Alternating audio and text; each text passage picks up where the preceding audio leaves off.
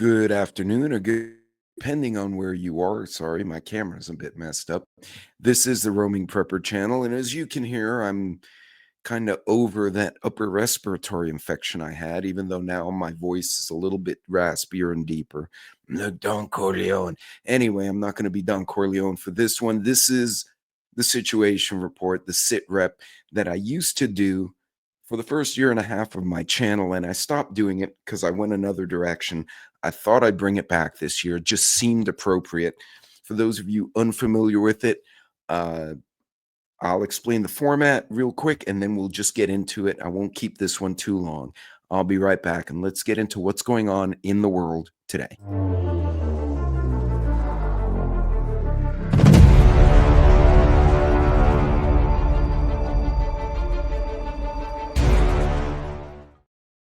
Well, welcome back, everybody, and thank you for joining me. Don't forget to hit the like and subscribe if you so desire. You can give me a thumbs down if you want. I'm not even going to make jokes about the poop emojis because somebody else put 20 of them in my chat. So anyway, for those of you new to the situation report, the way the format works is a bunch of released information from both corporate, private security, State Department, and other sources. And it's an email, a series of emails I get because of my work. And it goes by continent in alphabetical order. And then in each continent, the countries of interest also in alphabetical order. So the alphabetical order pretty much removes any, well, you covered this, but not that. It's just the way it's presented to me. And I'm just sharing it with you. Again, I'm going to try to give you the sources, or at least the source newspapers and or organizations that provided the info, so you can do your own information. So starting with Africa, Namibia, may as well have said Narnia. Namibia. Court rules Namibia opposition parties can inspect election data. Two opposition parties that are seeking to challenge the results of the elections last month won a court order on Friday allowing them to inspect the election materials. This is an ongoing thing in a lot of countries. There are a lot of elections this year, including France, Germany, the US, and several countries in Africa. As we know, last year, Argentina absolutely flipped the script by bringing a outside businessman into their presidency. And at first it was pretty painful, but apparently things have leveled off. They're no longer on credit block with the World Bank. They actually watched inflation go down by 30%, but he cut like half of the government organizations, and the offices that remained were streamlined, but he encouraged private business to hire those same employees for a tax break so they could create more wealth. So we'll see how it goes. Anyway, back to this. Niger junta suspends BBC, accusing it of spreading false news and coverage of an attack. Niger's ruling junta suspended the British broadcasting company for 3 months over the broadcaster's coverage of an extremist attack that allegedly killed dozens of Nigerian soldiers and civilians, according to authorities. The BBC, we all know the newspapers no longer just report the news, they kind of spin it. And these little countries don't give a rat's. Somaliland's new president is sworn in after elections that boosted region's drive for recognition. Somaliland on Thursday sworn its new president after last month's election that gave a boost to the region's push for international recognition as a member of the international community. The ceremony came a day after Somalia and Ethiopia agreed in Turkey to recognize one another. So countries looking for legitimacy, that's a good thing. When they're legitimate, they can get legitimate business. Not a bad thing. Moving continents and regions to the East Asia and Pacific. I know it's not a continent per se, it's a region. Australia, possible delays at major airports as Qantas engineers begin 24-hour strike.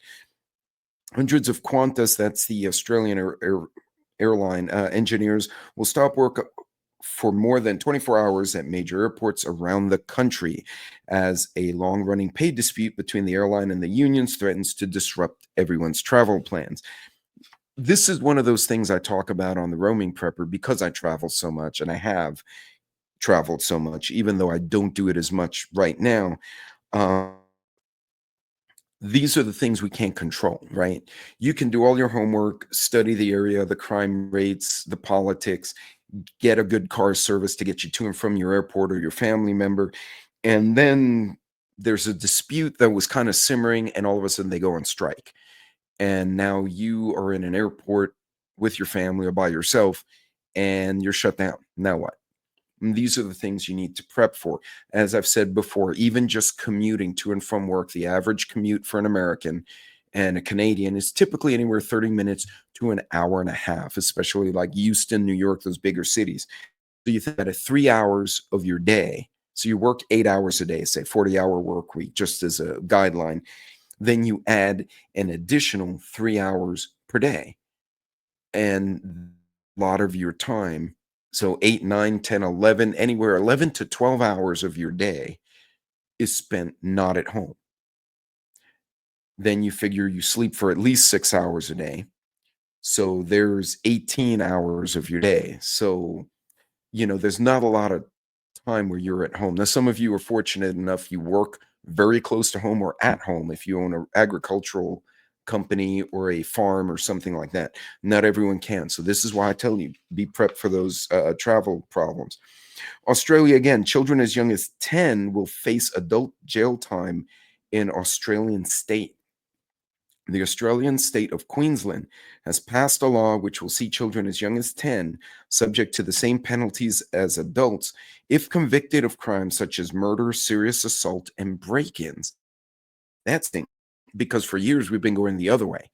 We've been giving them a buy. And I think this is their way, because a lot of cartels and organizations like gangs will use kids under 18 or under 17 because they don't get tried as an adult.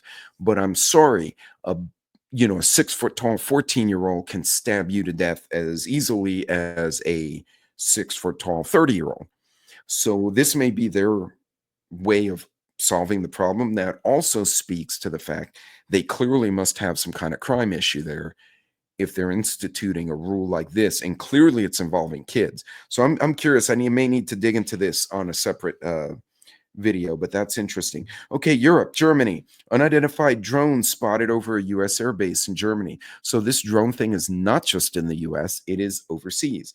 German security authorities reportedly flagged numerous sightings over Ramstein and sensitive industry locations. Remember last year when a German Rheinmetall, which is a German manufacturer, caught fire?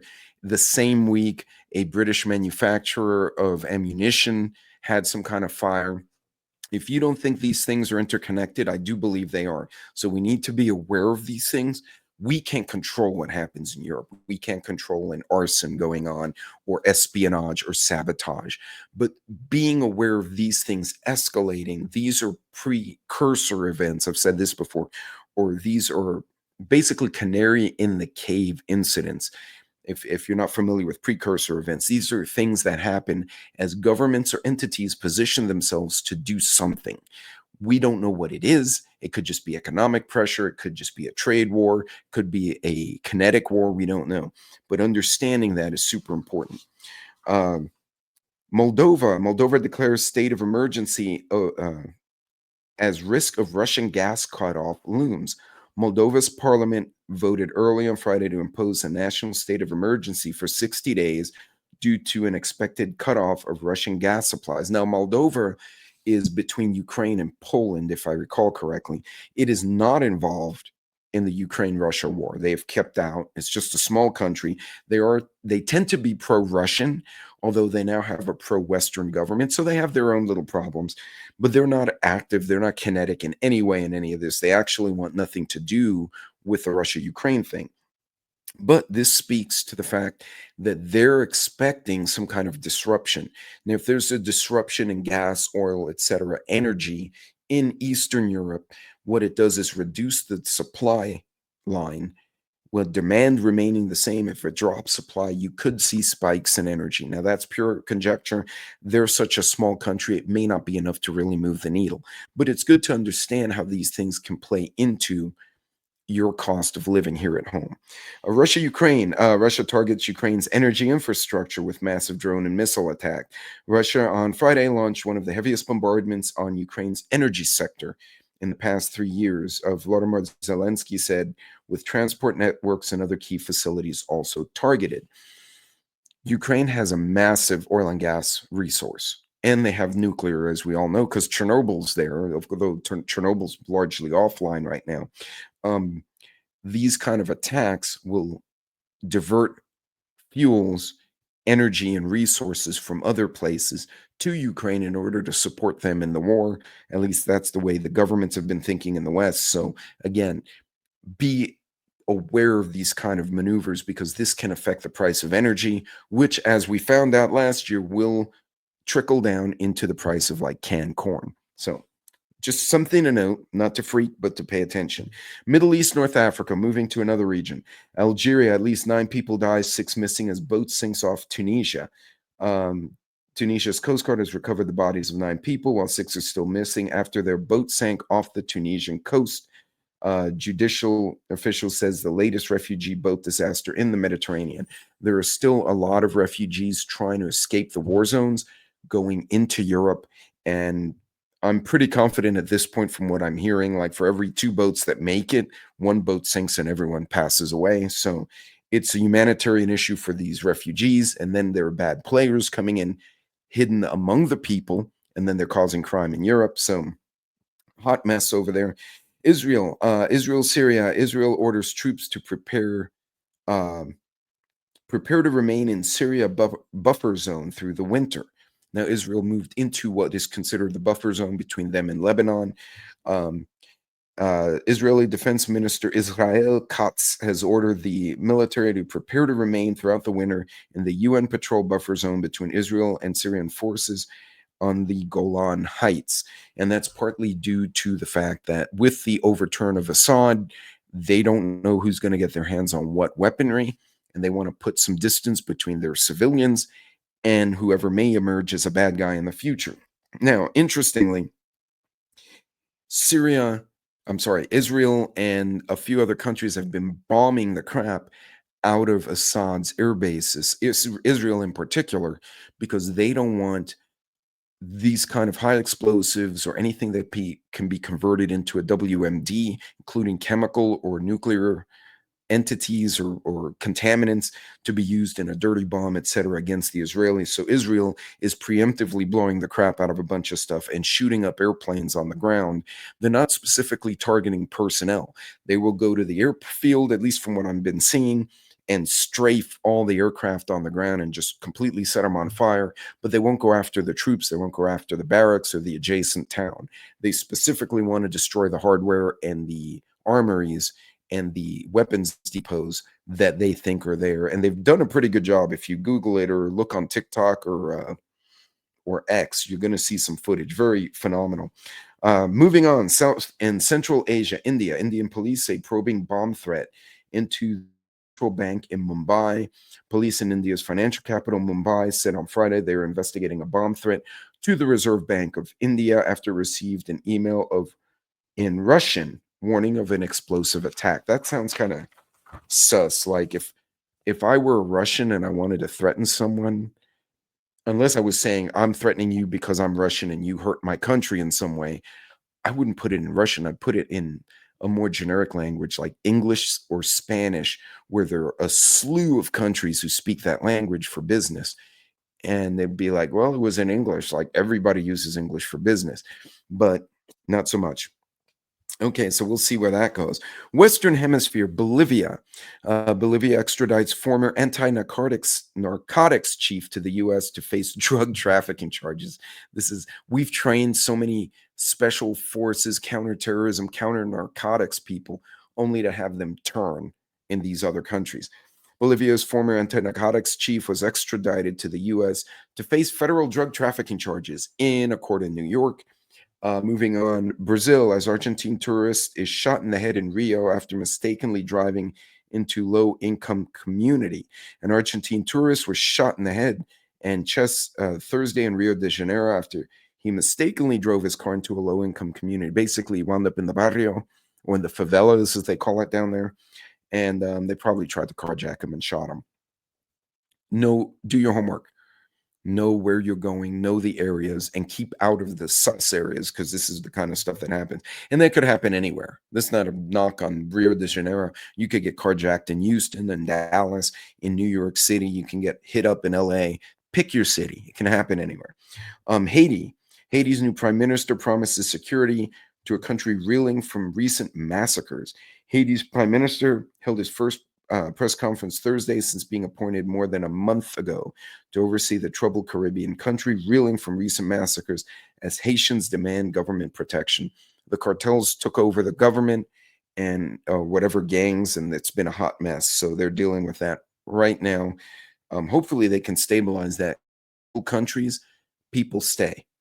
If the country goes down the toilet, they have to leave. They leave with their families.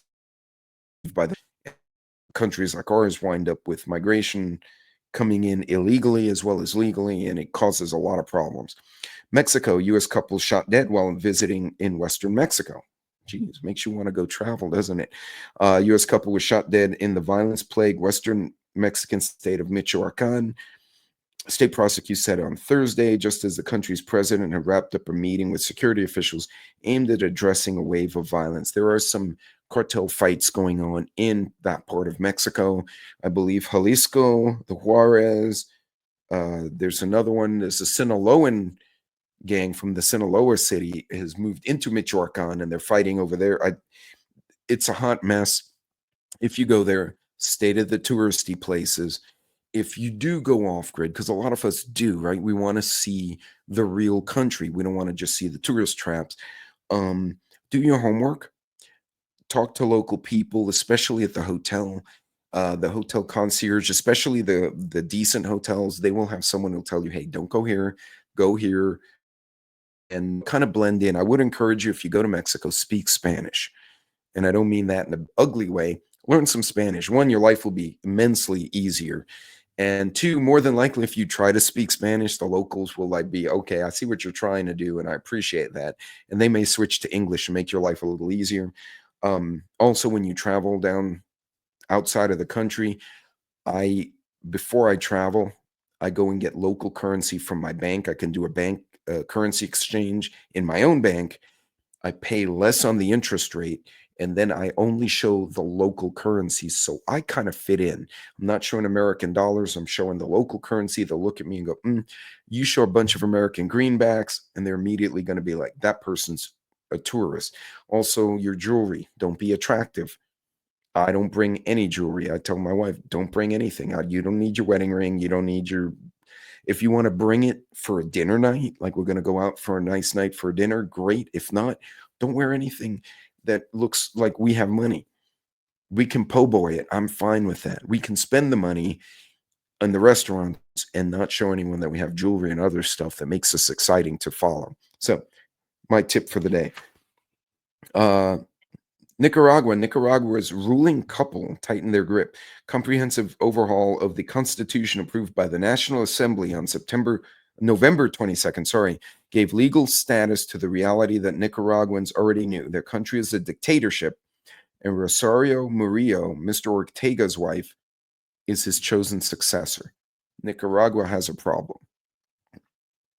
They basically have changed the constitution to allow a spouse to finish the term of the husband, or vice versa. Not correct. Anyway, Venezuela releases dozens of detainees after July election. Venezuelan authorities said on Thursday that they have released 103 people this week who have been arrested amid anti-government protests following last July's contested presidential election. I promise you, there are 4 times that number still in the prison or in a hole somewhere. Just saying. And folks, that looks like that's it for this one. Let's see. Tanzania, uptick in political violence surrounding local elections in Tanzania. There's been a lot of election issues all over the place. Here, South Korea. Late on December 3rd, South Korea President Yoon Suk Yeol, declared martial law, accusing the opposition of paralyzing the government. He also added that martial law was aimed at eradicating pro-North Korean forces.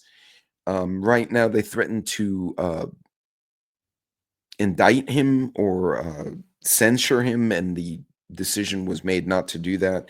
So now they're basically, the government stalled again. They were supposed to bring him up on some kind of charge, but like an impeachment, but didn't happen. So anyway, folks, that's it for this report.